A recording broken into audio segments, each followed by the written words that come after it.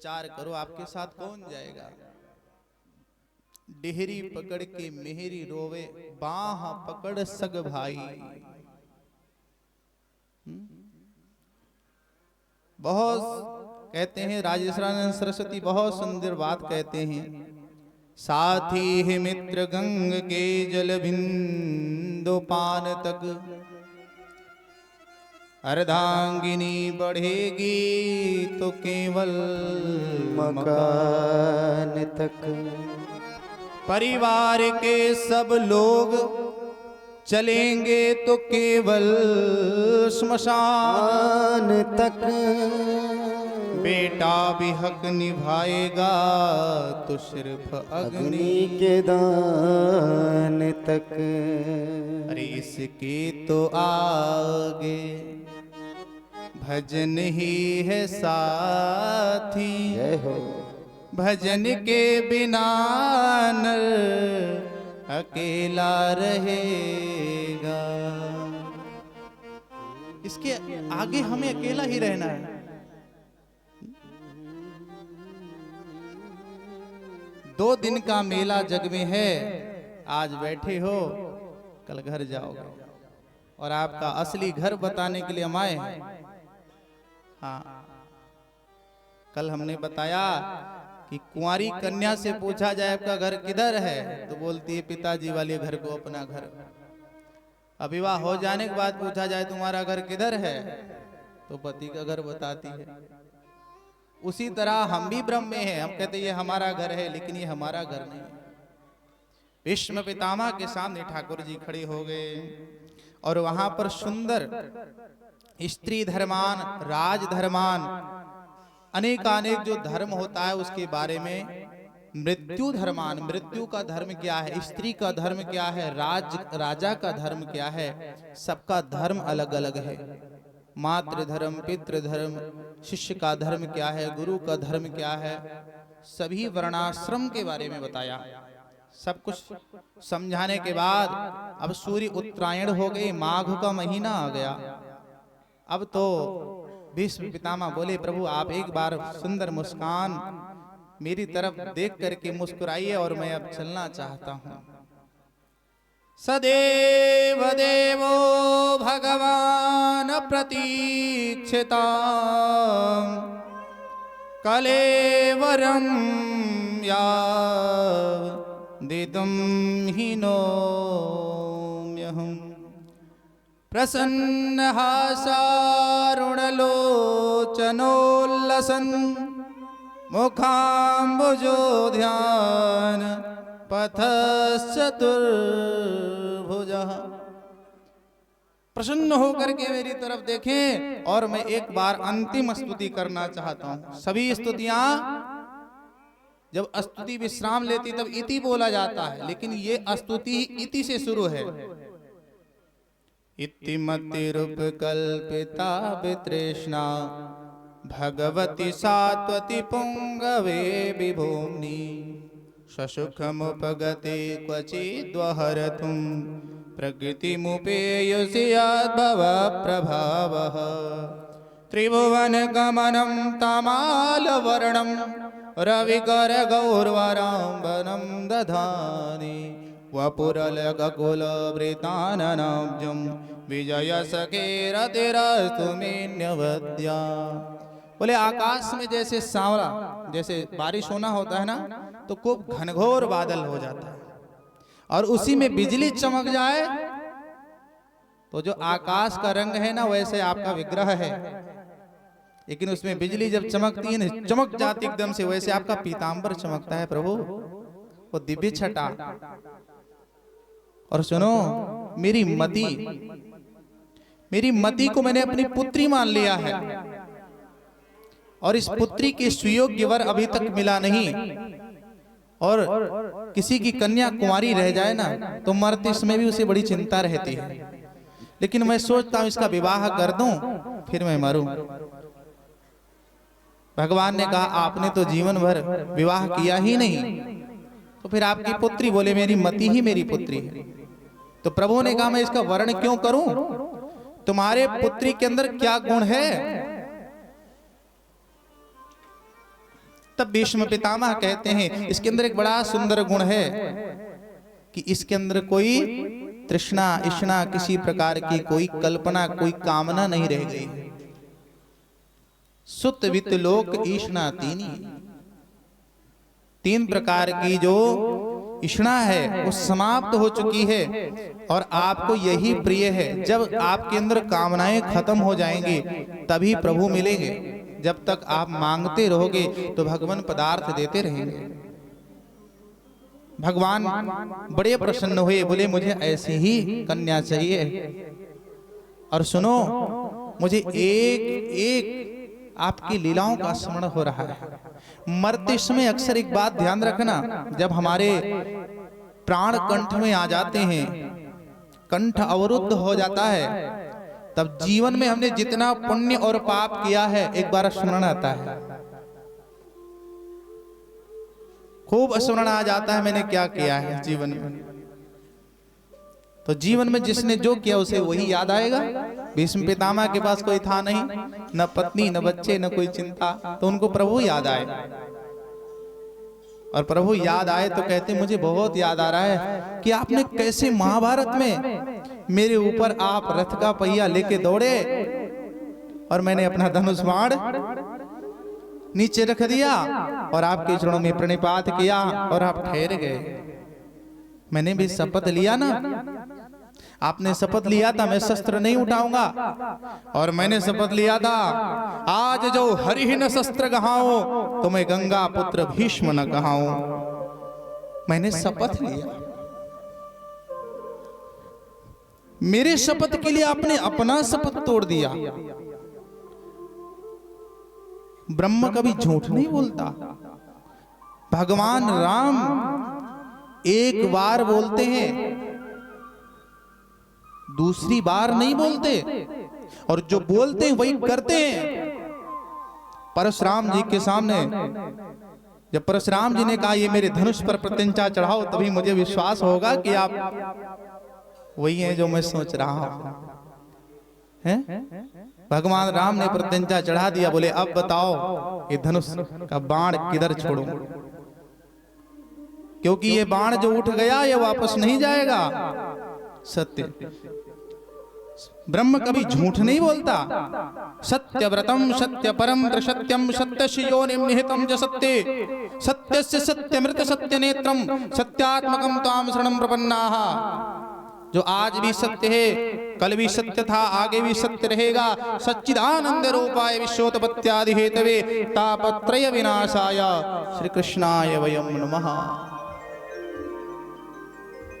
आप कृष्ण नारायण की कथा सुनते हैं, झूठ नारायण की हैं? सत्यनारायण की कथा सुनते हैं तो क्या वो ब्रह्म झूठ बोलता है? लेकिन भीष्म पितामह कहते हैं प्रभु प्रबल प्रेम के पाले पड़कर प्रभु को नियम बदलते देखा, और अपना मान टले टल जाए भक्त का मान नटते देखा। ये वही ब्रह्म है जो गोपियों के सामने ठुमका लगा लगा कर नाचता है। आहा, आप जब जानते हो महाभारत कैसे जीता अर्जुन ने? अरे अर्जुन क्या जीतेगा, तुम जब बीच में रथ लेकर आए ना, चारों तरफ देख रहे थे, तभी मैं समझ गया था कि आप सबकी आयु का हरण कर रहे हैं। आप एक बार ठीक से किसी को देख लें तो उसे आयु दे देते हैं, और एक बार ठीक से देख लें तो उसकी आयु ले लेते हैं। भला किसी को मारने जलाने का सामर्थ्य इस जीव में कहाँ है? ये तो सब आप ही कर रहे थे। हे प्रभु, मुझे बड़ी प्रसन्नता है, आपने मरते समय भी आप मेरी चिंता करके मेरे प्रत्यक्ष आ गए। अब मुझे कोई पीड़ा नहीं है और अब मैं जाना चाहता हूं। सुखदेव जी कहते हैं कि ऐसा सुंदर मृत्यु किसे प्राप्त होगा जो जीवन भर भगवान की भक्ति करता है। अब भगवान सामने सबको थोड़ी दिखेंगे, वो तो जो भक्ति करेगा उसे ही तो दिखेंगे। आंख बंद करो, ध्यान लगाओ, तो जिसको सबसे ज्यादा प्रेम करते होंगे, ज्यादा निहारते होंगे, वही तो आपको दिखाई देगा। हम लोग मंदिर में आरती करते हैं ना, पूजा आरती, पुजारी होने के नाते दिल्ली मंदिर में पुजारी हैं, तो ऐसे में जिस देवता की पूजा आरती करते हैं तो प्रातः काल हमें आदत होती कराग्रे वस्ते लक्ष्मी, तो हमें लक्ष्मी नारायण ऊपर दर्शन देने चाहिए हाथ में। कई बार नहीं आते, तब लगता है आज का दिन ठीक नहीं है, क्योंकि आज प्रभु नहीं आ रहे। कर मध्य सरस्वती, तो सरस्वती जी आए दिख जाएं तो लगता है हाँ ठीक है, आज का दिन चिंता नहीं है हमारे साथ। कर मूले तो गोविंदा, राधा कृष्ण आ जाए तो चिंता मुक्त है, आज कोई दिक्कत नहीं हो सकती है। जिस दिन नहीं आते तो हमें आभास हो जाता है आज का दिन कुछ ज्यादा ही कठिन रहने वाला है। ये मन के विचार बता रहा हूं, अपना स्वयं का अनुभव बता रहा हूं, और होता है ऐसा।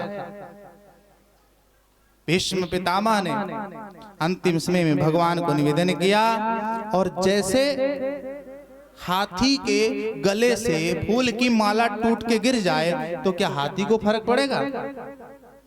उसी प्रकार भीष्म पितामह ने अपने शरीर को त्याग दिया, जैसे हाथी के गले से फूल माला गिर जाती, कोई पीड़ा नहीं। एक बढ़िया दृष्टांत देते हैं संत जन, कहते मरना तो सबने है। कैसे? बोले भगवान यानी धर्मराज यमराज मानो, भगवान के ही रूप हैं वो, चतुर्भुजा वो भी हैं। तो भगवान को मानो कि जैसे बिल्ली उसी दांत से अपने बच्चे को भी ले जाती है, और उसी दांत से वो चूहे को भी ले जाती है। बोलो जय सिया राम। अब आप समझ गए होंगे, मुझे ज्यादा बताने की आवश्यकता नहीं है। जाना तो सबने है, लेकिन किसी के मुंह में इतना मोटा मोटा पाइप आजकल घुसा दिया जाता है। अच्छा वो रोता है, चिल्लाता है, तो 4 डॉक्टर हाथ पैर उठ पकड़ लेते हैं, चिल्लाने भी नहीं देना है। अब मुंह में पाइप, यहाँ गला काट दिया, सांस लेने में यहाँ गुब्बारे, पता नहीं क्या। धरती का नरक देखना है तो आप बड़े बड़े हॉस्पिटल में जाइए, और महात्माओं को देखो। महाराज कल ही बात हुई थी, महात्मा जी वहां भजन कर रहे थे, पूज्य राजेश्वरानंद सरस्वती जी का स्मरण हो रहा है। कथा करने गए थे, और कथा करने की जैसे पूर्ण हुई कथा, कथा को विश्राम दिया, और इधर ही जीवन का भी विश्राम कर दिया। जजमान के यहाँ आई, जीवन रहते मुक्त होना है, मरने के बाद कोई मुक्ति नहीं है। जीवित रहते मुक्त हो जाओ। बच्चों का विवाह कर दिया, दशरथ महाराज की तरह बोलो भैया घर बार संभालो, अब तो हम भजन करेंगे, तीर्थ जाएंगे, आनंद करेंगे। नहीं, वो बच्चे जॉब करते हैं ना, तो हमें घर देखना होता है। गुरुजी हम नहीं तीर्थराज प्रयाग आ सकते, ऐसा बहाना नहीं चलेगा, ये गलत बात है। अब तो कमर टेढ़ी हो रही है, अब पैर नहीं चला जाता है, तो इसको चलाने का प्रयास करो। और वो तो कहते हैं संत, कल मैंने कहा था, जल जावे जिह्वा पापिनी श्री राम के बिना, क्या करेगी मुंह में पड़ी पड़ी, क्या करेगी मुंह में पड़ी पड़ी। बार बार डांटो उसे, हरि नाम का स्मरण करो, ऐसा जिह्वा को डांटो। मुंह में पड़ी पड़ी क्या कर रही है? हरि बोल मेरी रसना हरि हरि, क्या करेगी मुंह में पड़ी पड़ी, इसको डांटो। और महाराज भीष्म पितामह जैसे शरीर को त्यागे, आकाश से पुष्प की वर्षा होने लगी, सीधा वैकुंठ में गए, आनंद से जीवन। सब पांडवों ने देखा आनंद से। आज फिर से प्रभु लखी जिन लाल की मुस्कान, तिन्हीं बिसरी वेद पुराण विधि सब, नेम व्रत आचार पूजा पाठ गीता ज्ञान, रसिक भगवत दृगदयी असिये चिके मुख म्यान। एक बार भगवान मुस्कुरा दे तो किसी का गीता पाठ वेद पुराण सब भूल जाए, वो तो दीवाना हो जाए, पागल हो जाए ठाकुर जी का। एक बार ठाकुर जी मुस्कुरा दें और कोई देख ले, ऐसे हैं मेरे गोविंद। आज प्रभु फिर से चलने लगे और अर्जुन को साथ में लिया। रथ पर प्रभु ने एक पैर रखा और एक पैर नीचे है और पलट करके सबकी तरफ देखे। सब देख रहे हैं, निहार रहे हैं और सबको प्रणाम करके प्रभु रथ में बैठे अर्जुन के साथ चले गए। 7 महीना बीत गया, न अर्जुन आए न भगवान। घर में सबको चिंता होने लगी। गता सप्ताधुना मासा भीमसेन तवानुजहा नायाति कश्यवा हेतुर नाहम वेदेद मंजसा। 7 महीना हो गया, हे भीम भाई नहीं आया। भीमसेन तवानुजा, तुम्हारा अनुज नहीं आया। धर्मराज युधिष्ठिर भीम से कह रहे हैं अर्जुन लौट कर नहीं आए, क्या हो गया? कोई पत्र नहीं है, कुछ जानकारी नहीं है। सब विचार कर ही रहे थे, उसी समय अर्जुन आ गए।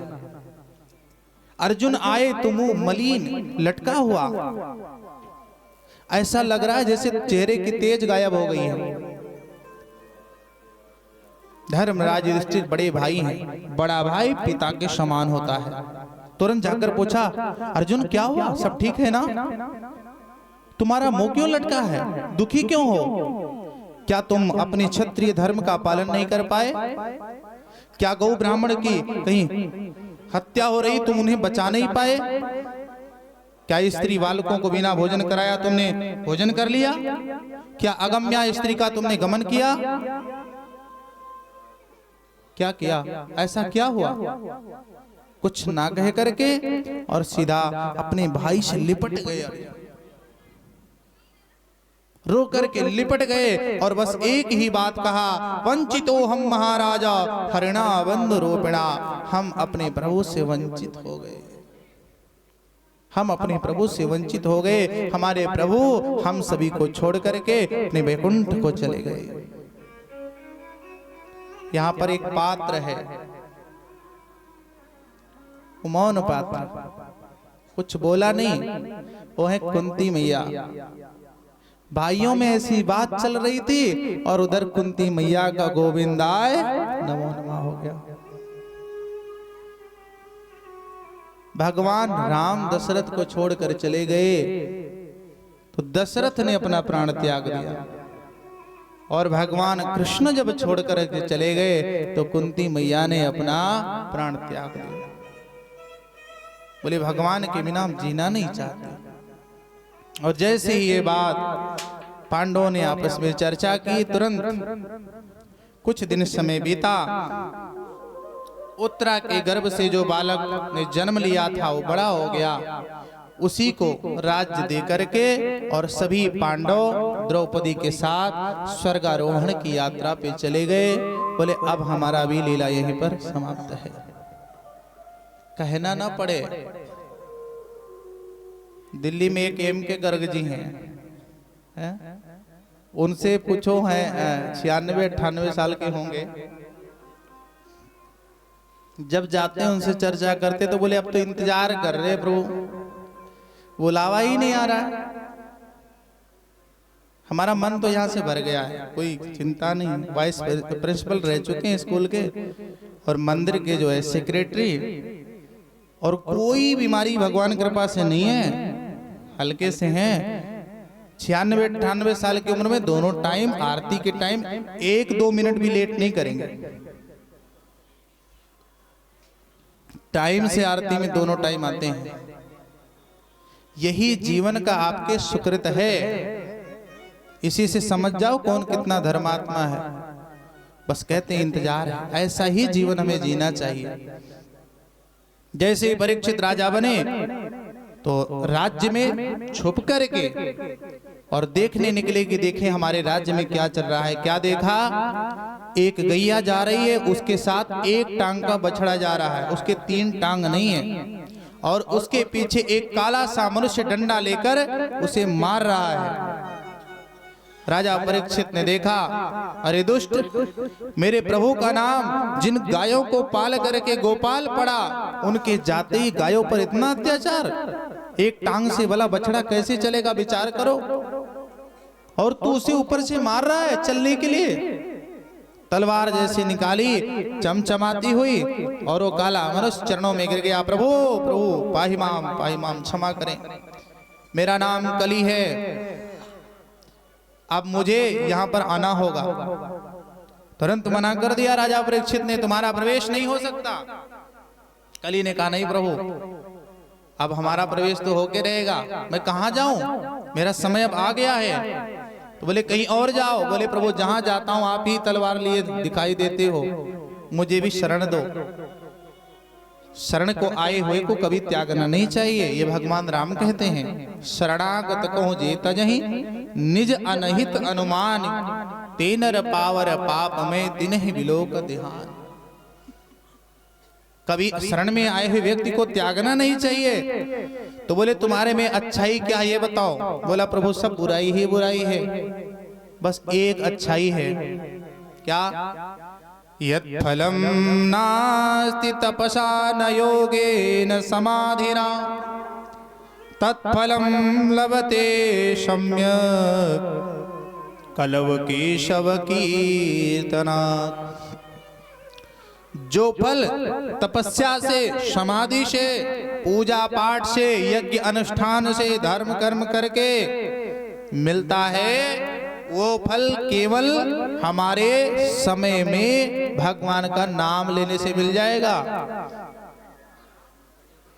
कलियुग केवल हरि गुण गाहा, गावत नर पावन